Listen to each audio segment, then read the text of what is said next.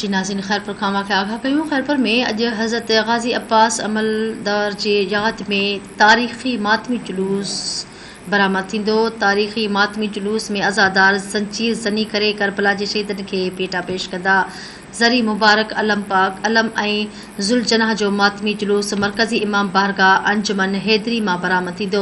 मरकज़ी जुलूस 300 खां वधीक नंढा वॾा मातमी जुलूस शामिल थींदा।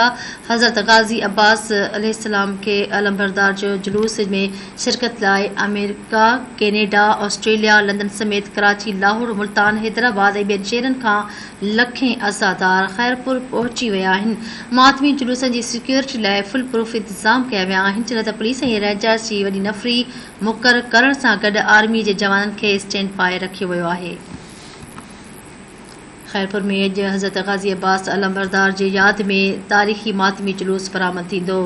तारीख़ी मातमी जुलूस में अज़ादार ज़ंजीर ज़नी करे करबला जे शहीदनि खे भेटा पेश कंदा। ज़री मुबारक अलम ऐं ज़ुलजनाह जो मातमी जुलूस मरकज़ी इमाम बारगाह अंजुमन हैदरी मां बरामद थींदो।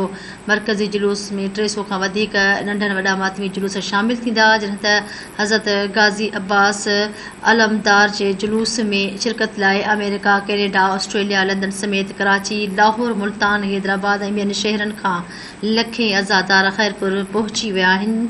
मातमी जुलूसनि जी सिक्योरिटी लाइ फुल प्रूफ इंतज़ाम कया विया आहिनि। पुलिस ऐं रेंजर्स जी वॾी नफ़री मुक़ररु करण सां गॾु आर्मी जे जवाननि खे स्टैंड बाय रखियो वियो आहे।